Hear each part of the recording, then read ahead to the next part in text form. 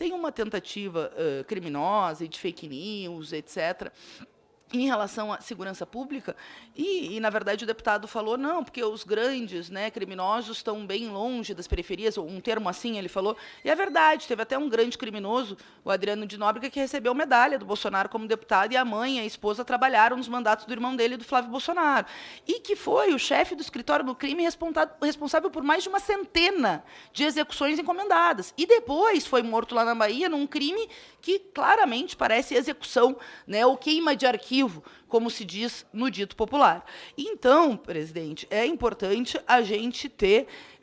marco, né? Marco de como as milícias conseguiram crescer numa associação criminosa paramilitar envolvendo vários entes, né,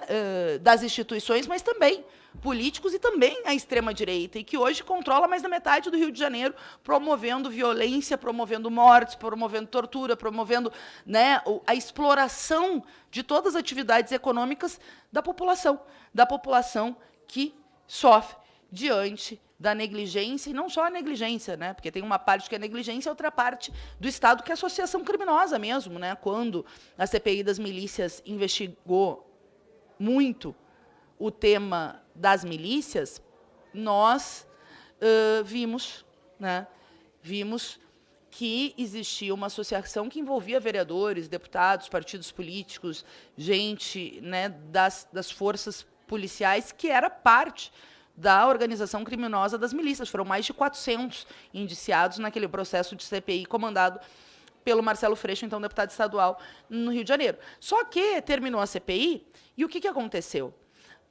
Aquelas pessoas foram presas, teve até vereadores, o senhor Davi Lembá, deputados que perderam o mandato, me lembro de vereadores, né, e prisões, mas as recomendações que garantiam, no mínimo, uma política de inteligência para debelar as milícias, asfixiando o processo econômico, asfixiando o controle de território, que é uma forma delas se organizarem, estava, enfim, bem arrazoado naquele relatório e foi desrespeitado, nem sei se desrespeitado, foi ignorado pelas forças políticas que comandaram o Estado e, obviamente, isso fez com que houvesse o crescimento das milícias, e a gente sabe que, muitas vezes, a omissão, né, e vários agentes daqueles partidos que foram identificados é também a conivência, porque nós estamos falando de vários parlamentares, né, que foram levantados naquele processo, não só parlamentares políticos, né, naquele processo de investigação nas milícias do Rio de Janeiro, na CPI lá de 2010, 2011. E por que fazer esse debate nesse momento histórico, né? Porque a gente vê uma tentativa farsesca daqueles que apoiaram a formação das milícias, que homenagearam milicianos, que tiveram relações históricas, políticas ao longo da vida, fazendo um discurso demagógico com a segurança pública, que é um problema, de fato, no país, né? Nós temos uma política de segurança pública que trabalha com a seletividade penal, que não investe no círculo completo de segurança, enfim, que, evidentemente, precisa